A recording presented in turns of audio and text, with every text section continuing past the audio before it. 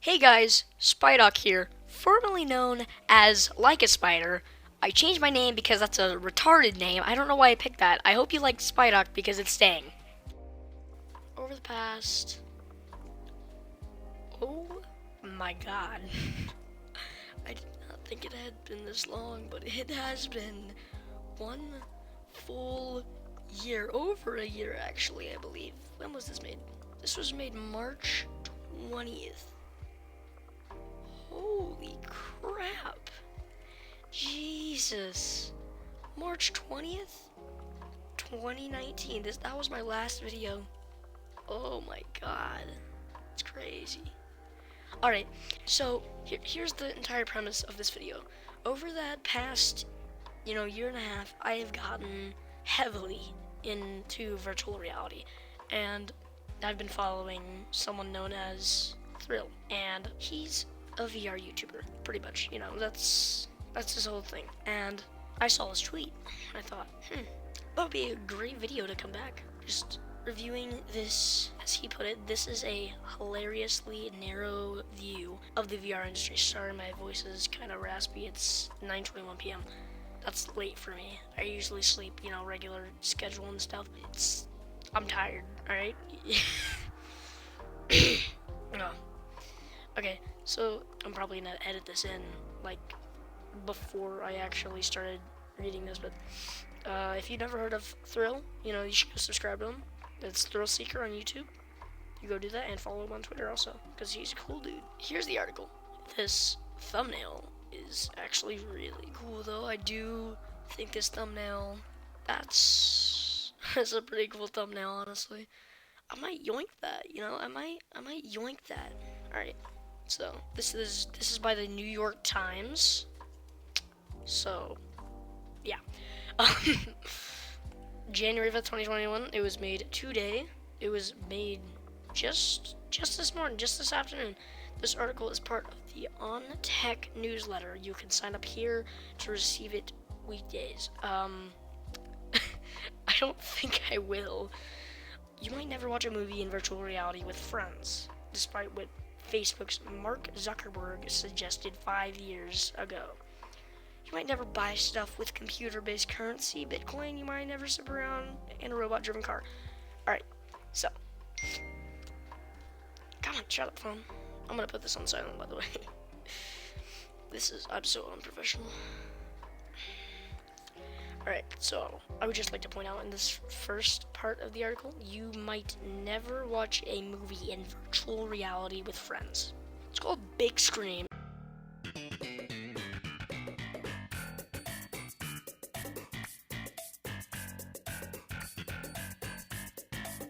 It's been done. You might never buy stuff with the computer-based currency, Bitcoin. I probably won't. Bitcoin is way too expensive. A guy dropped 10,000 Bitcoin on 2 pizzas for a YouTube video just to show that you could do it, so he's done it. You might never zip around in a robot-driven car. I mean, I probably will. Shira Ovide over here might, because she looks like she's on the brink.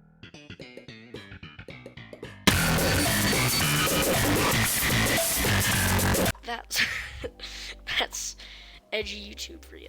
I don't even make money, so it doesn't matter.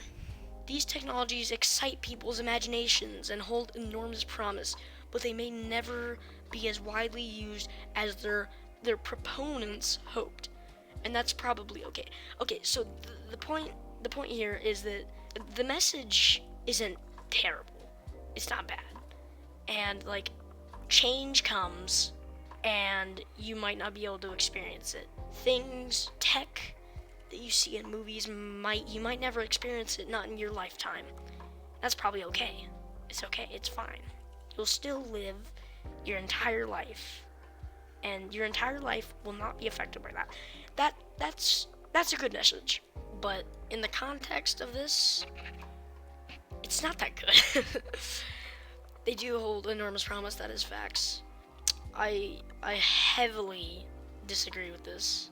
VR, it's already very big. Here, I found this. This is as of 171 million people as of 2018. how long 2018 was compared to VR now, like how long ago it was for VR. VR was born, it was, publicly born for consumers at least in 2012. And it was made very popular, well, pretty popular in 2016 by the Vive and the original CV1 Rift. And 2018, there's not that much VR tech in 2018, and it was like $700 for a headset back then. Now you can get a Quest 2 for $299. $299. Or a Rift for what was the Rift now? $299 also. It doesn't matter because the Quest 2 is better, so just get the Quest 2. I've tried the Quest 2. I don't have mine yet. So expect videos with the Quest 2 out soon once I get it. UPS is being really screwy right now, and they're just not delivering it. So I did comment that here. I found that out. In only 2018. Don't take 171 million people in VR in only 2018. Don't take this as fact. I just Googled it. Yeah, VR is a niche. And I did read just a little bit of the article down to... No, I haven't even read this part. Mostly a disappointment. I have not read that. Yeah, VR is a niche. It's not like it's in the hands of hundreds of millions of people or anything. Yeah, yeah, that's... Where was I at? Oh, yeah, it was right here. Not every technology needs to be in the hands of billions of people. I'm like 99.999% sure that VR will be in the hands of 1 billion people by 2030. That's a fact. By 2030. Only like, depending on how you look at it, 9 years away. So, yeah, no, this is wrong. To make a difference. I mean, no. That is true. But in the context, it's wrong. Finding a comfy niche can be good enough, and that's what I was referring to. I haven't read past this. Yeah, I've not read past this part right now. That's what I was referring to with the niche. So I read that past that part. So you're gonna get my full, genuine reaction real quick. All right. Recently, my colleague Kevin Roos confessed his love of strapping on virtual reality goggles, and that's where they lost me. As soon as you say virtual reality goggles, yeah, no. He uses it for workouts that left him sweaty, sore, and smiling. Yeah, that's good because VR can make workouts fun. I used to play Beat Saber on my Quest before I sold it to get the Quest 2, which by the way, I ordered, how long is it ago now? Like three weeks ago? December 11th. About 3 weeks ago. And it still hasn't come. And it's not going to come tomorrow. It's likely going to come the 7th, 8th, or 9th. I don't see it coming any later or any sooner. Because they're going to do a status check on the 6th. And then it may ship on the 7th. It is pretty close to me, to my location where I live. It is pretty close. So, okay, I'm getting off topic. So I digress. We'll have to take Kevin's word that not lunging at virtual flying triangles on his patio is fun. I gotta read this again. We'll have to take Kevin's word that lunging at virtual flying triangles on his patio is fun. What VR game has triangles? If you're referring to Beat Saber, it's cubes. Or squares. I just don't understand this. On his patio? What? As in, like, outside? What the hell? But it is noteworthy because VR has been... Slow down a minute, alright? But it is noteworthy because VR has been mostly... What's this come to? This is also written by the New York Times. Jesus Christ. Well, of course it is. Go away. Get out of here. This should be VR's moment. Why is it still so niche? What are you talking about? I'm just so confused. Why am I getting so many ads on the New York Times? This is why I turned on my ad blocker for this. Alright? Not so long ago, VR was predicted to become a very big deal. Why is very big deal capitalized? Idiot. Alright, it is a very big deal, at least to me, and at least to like a couple 100 million people. That's like a niche. That's a niche, right? That's like a small amount of people. That's a niche. 200 million people? Niche. That's a niche. Get out of here. You're tiny boy. Only 200 million people? Freaking iPhones. Dude, I mean, I don't understand. I mean, like, you could be buying a VR headset, but you buy $1,000 iPhone or $1,000 Samsung Galaxy S20. Is that an S20? Is it an S20? I'm pretty sure it's S20. S20 instead. Just buy a $300 VR headset and you'll be on your way. Such as the Oculus Quest 2. Honestly, I'm just a walking advertisement for the Quest 2 at this point. Not so long ago, a very big deal. But instead, most of us are happy to ignore it. Well, I bet if you knew what you were missing, you wouldn't be too happy about it at all. Same goes for similar technology called augmented reality. Augmented reality definitely is a niche, at least right now. It is definitely a niche. Like the HoloLens, that is extremely experimental. And it's, I mean, you can do spatial in there. I think that's really cool. Honestly, I think augmented reality is going places. That's going to be a thing. Like, there's a bunch of AR glasses in the works by Oculus too, announced back in like what, September last year, the 16th, whenever they did Facebook Connect. I don't know why it's called that. I mean, call it Oculus Connect, please. Yeah, I do agree that augmented reality is a niche, like I said, but it is going places. That is a fact. It's very experimental right now, but people are figuring this crap out, which makes virtual images with the real world and allows people to check how a pair of shoes might look with their outfit or play the Pokemon Go smartphone game. Okay, so they're not talking like augmented reality, like actual headsets. They're just talking about it like in general, like on smartphones too. I think AR is really cool, especially for this bit right here. Trying on a pair of shoes to see how they would look on you. That's really cool. I mean, you probably wouldn't look at your shoes. You'd have to get one of those tall mirrors, or it'd have to be like worked so you'd have to look down at your feet, but even then you wouldn't get a full view. I don't want to get into it, but I think it's cool. I do think it's cool. That is a fact. Where was I at? Okay, I was right here. Sales of some VR systems like Facebook's Oculus. You're gonna have to be more specific, bud. VR systems like Facebook's Oculus. There are a lot of Oculuses. You're gonna have to be more specific. There's the DK. There's all the DKs. There's the Oculus DK set. There's the Oculus CV consumer version, which is, the Rift. And there's the Rift S, there's the Quest, there's the Go. We don't talk about that one. There's the Quest 2. There are 6 of them. 6. Wait, did I count correctly? Yeah, I did. Yeah, 6. It is 6. Alright. Just had to double check myself there. 6. There could be more. I don't know. I mean, if you count Gear VR, I mean, I guess, yeah, Gear VR, so 7. I mean, I don't really count Gear VR. That's kind of a disappointment. Yeah, it did increase during the pandemic, obviously, and it's possible that VR and augmented reality could still make it as big as Apple. It's definitely possible. It's coming up. Companies keep working. Facebook and other companies keep working on the technologies for years. I felt like that was like broken English or something, but for years, they have remained far outside the mainstream. Not far. No, they're pretty close.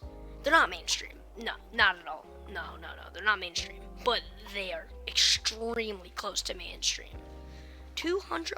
I'm guessing it's probably about 200 million people by now in VR, because 2018 was a small year for VR. Well, it's not small, but it's not the biggest at all by far. 2019 and 2020, huge years for VR. We got the Rift S, the Valve Index, the Quest 2, best years for VR by far, by freaking far. As Kevin's column showed, that doesn't mean that these technologies are destined for the dustbin of failure. Well, of course not. It highlights the vast middle ground between flop and a technology used by billions. No, I'm pretty sure it's on the latter end, technology used by billions. It's not in the middle. It's not in the middle of between flop and used by billions. It's pretty far towards this way. Like Kevin, I can imagine strapping on VR goggles. Stop saying that and don't use little periods. That's not cool. That's not cool, dude. At least she capitalized it. I'll give her that. She capitalized VR, so you know, a tenth of a point to Gryffindor. Goggles to take a bike ride. Like Kevin, I can imagine strapping on a VR goggles. Okay, no, to take a bike ride in an immersive virtual Sicilian countryside. And some of the most compelling uses I've seen for augmented reality have not been for sneakers and games, but settings like factories and field service, where workers might fix elevators while consulting virtual repair manuals. This is facts. I'm not gonna lie, this is a little bit right. This is pretty right. Augmented reality and virtual reality have big futures in the corporate industry, in business, in the businesses of the world. Those people are gonna be the ones that push VR. Those are the big investors, are the big companies, the big businesses that really need VR. Like, they really need the service. Like the medical industry, they use VR headsets. I've already seen them using Vives and crap. I mean, I don't know why they would use a Vive, but whatever. They use VR headsets. It's in the field already, and they're gonna be the ones that pour the money into VR, and that in turn is going to give us consumers better games, better headsets, and better technology for a cheaper price as well. That's going to be really cool. And more research for all the tech, all the headsets, the controllers we need. God, why don't they just release Valve Index controllers for every headset? Oh, we really need to make the Valve Index controllers just cheaper, I think, and just put them with every headset somehow. I don't know how. I mean, they do have their. I'm digressing a lot in this video. I don't know how long this is gonna be once I cut it down. It could be 10 minutes. It could be freaking 50 years. I think we're already at the 10-minute mark. How long has it been? So it's been a tad bit longer than 10 minutes, but it's been like 23 minutes. So I don't know how long it is. I don't know how I'm gonna be able to cut this down. I might cut out a bunch of unnecessary stuff. I'm probably gonna cut this out, so it doesn't matter what I say here. Ba-ba-boy. Ba-ba-boy. Yeah. I'm gonna cut that out. I've written before about our affiliate for cool technology over more pedestrian advances, and how this fixation can lead to overheated predictions that the latest flashy tech thing will take over the world. Our interests, that's not true. But VR is just so much more than the latest flashy techie thing. The latest flashy techie thing is like the first version of the foldable phone. That's the latest flashy techie thing. It was terrible. It had so many problems. That's an example of a latest flashy techie thing. VR is extremely promising. It's an industry that has been worked on for years. And even the foldable phones, actually. Even if VR was the latest flashy techie thingy, it would still be great. Because if you look at it, foldable phones, they're making a comeback. They're fixing all the problems that they used to have, and now it's a lot better. I mean, it's not what it could be, but it's so much better than it was before. Our interest wanes if something turns out instead to be not that big of a deal. Why do you keep capitalizing this like it's a type? This pattern of hope for cool new tech followed by disappointment and then possible second act is so common. The industry research group Gartner has given it a name: the hype cycle. Oh my god. What are they, Redditors? Are they Redditors? Oh wait, you didn't see that. not trying to, draw attention to it or anything to make a joke for the video. Yeah, this is just such a close. We're not even. I thought we were done. Okay, well, we still got a lot more. After, I'm gonna hurry this up. After, I don't know what is that word. How do you pronounce it? After the tro comes a slope of enlightenment when people retool to figure out where a technology could be put to more effective use. You either love these metaphors or you hate them. Still very close-minded. I'm in the middle ground. The outcome may not be as momentous or world-changing as initially hoped, but that does not make a technology pointless. I mean, this is right, but in the context, it's wrong. It's wrong in the context. I mean, if you rip these quotes out of context, they're not bad. They're not bad quotes if you tear them out of this New York Times article, but if you put them back in, no, like VR driverless cars. You mean self-driving?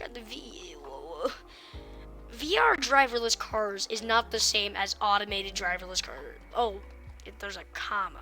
There's a comma there. Okay. VR driverless cars may never hit road in huge numbers. Or they might. No, they will. Nobody wants to drive. Do you know that driving takes up a huge portion of our life? Not as much as sleeping, but a very large portion. It's not taken up any of my life. Well, not driving, but writing. I've been able to do stuff while writing, but I think we'd be able to do a lot better with self-driving cars. Especially if whenever I start driving, I'll probably be driving a lot because I'll just drive somewhere just to get something, because if I want a pizza and I can't order one, then I'm just gonna drive there. My family's not that motivated to do that type of stuff, but I am. I will. I'll drive to whatever. I'll drive 500 miles just to get a pizza. I don't care. I'll ride, I'll drive, I'll do whatever. Whatever it takes. But there are potential uses for short-haul delivery vans or fixed routes in office parks. See, robots, self-driving cars may take over one or two jobs, And that's the sad truth. If somebody works in, the delivery industry, they're probably going to be screwed over in the next 20, 30 years when driverless cars become the biggest thing and a lot of things are really automated. A lot of people are going to be out of jobs. A lot of people are going to be out of jobs. There's not going to be much of a worry of of robots turning against us, because robots are light years away from being self-aware. That's the word, being self-aware. I sat there for a minute trying to figure it out. Alright, but yeah, they're light years away from being able to be self-aware and be able to take us over. So, don't even worry about that in your lifetime. I wouldn't even worry, honestly. Stephen Hawking may have made that prediction. He's a smart dude, but smart people don't always say the right things. They're not always, the right. Elon Musk did say that too, but I do think that we are so far from self-aware robots. We can barely get robots that walk. Honestly, dude. The Boston Dynamics robots, if you've ever seen them, they're really cool, but they're not, they don't even have, I don't even think they have AI. Yeah, I think they might have a little bit of algorithm to them, but very little. They can't do much. They usually just run tests to create, a bigger AI, better things, It's cool, but it's forever away before we actually get self-aware robots. But, that day will come eventually, unless we all die from an apocalypse of some sort, but who's to say? Bitcoin seems so far like a pointless, speculative plaything. But it can make you a lot of money if you bought some, about 9 years back. If you bought a couple Bitcoin and you saved it on a flash drive or something, you're rich. You find that flash drive in your closet 10 years later, and you're like, oh, wow, thanks for the freaking money. I really needed this. I could pay out my entire house right now. Let's do it. I keep digressing so much. Bitcoin seems so far like a pointless speculative plaything, but similar financial technologies could find a purpose in enabling collective ownership of communal projects like internet networks or local news organizations. Sure, I mean, you're just stating what other people have already stated, but whatever. These niches don't fit the breathless prediction that everyone in the world might use a virtual currency or strap on VR goggles. Stop. It's you take okay. Here's how you fix it. Here, you just go and do inspect element. You open this. Where's it at? Open this up? See this right here? VR goggles. Yeah. All right. Do I got it? I do. Okay. That took a second. All right. This is how you fix it. VR headset. It's really not that hard. All right. It's really not. And I fixed like a portion of the article. That's a big part of the article I just fixed. Where was I at? Don't fit the breathless predictions that everyone in the world might use virtual currency or strap-on VR headsets. See how much better that is? But that's not a terrible thing. Sometimes we need to lower the bar for success. That is true. Out of context. VR is not going to be a small thing. Virtual currency? I have no idea. That could go anyway. I don't know. Bitcoin? I don't know. I don't know if it's actually, I don't even know if it should be worth that much. I don't know. Don't ask me about the stuff. I know about VR, I know about computers and crap, but don't ask me about virtual currency or economics. I don't do that. Sometimes we need to lower the bar for success. You rip this out of context, it's good. But you put it with the rest of this article. Like I said, it's not good with context. It's actually worse with context. We need a playlist of things that are worse with context. That needs to be a thing. You take something out of context, you show the viewer, you put it on screen, and then it's like, oh, this is a good quote. And then you show the context, and it's like, well, actually, that's actually not a good quote. I'm sorry if I have bad mic quality. I haven't actually tested this mic in a while in a recording. I don't know how it's gonna be, but yeah, that's how it is. Okay, fighting the coronavirus in 2021. Is this even the same thing? I'm pretty sure this is an entirely new thing. Yeah, this is it. Okay, we're done. I think we're done. Is that it? We're done. Okay. Yes, that's it. That's it. Fighting the coronavirus in 2020. We know. Vaccines. Pretty epic, guys. Pretty epic. Alright. Hope you guys enjoyed the video. I really enjoyed ranting on this stupid article made by the New York Times, no less. Like, there's actually, there's that other article too, Dear Shira Ovid, you're dumb. I mean, you're not the dumbest person I've ever met. I've seen worse articles, but this is not a good one. P.S. Your thumbnail's really freaking cool, and I'm gonna use it for my YouTube thumbnail. But I don't know what headset. This is an ugly head. This looks like a terrible headset to wear. Jesus Christ. Is there even any foam on that? Is that just like metal? You just stick your face on metal and the bolts just stab you in the face in this dinky little strap. There's not even a head strap here. Like, what the heck? Alright, well, I hope you guys enjoyed the video. I enjoyed it, personally. If you liked this video, I might start posting again. I don't know, but, there's no use in not subscribing. I mean, if you subscribe, if I don't make a lot of videos, then you won't get the notifications that often. So why not just turn the notification bell on also? That's what I do with most YouTubers if they don't upload often, like Mark Rober. I always turn on notifications because he doesn't upload 50 times a day, which is good, but also bad, but also good. You know what I'm saying? You get me, click that like button. I'm a trash YouTuber and I'm entirely generic. I'll see you guys later. Oh wait, I probably shouldn't show this. I'll see you guys later and goodbye.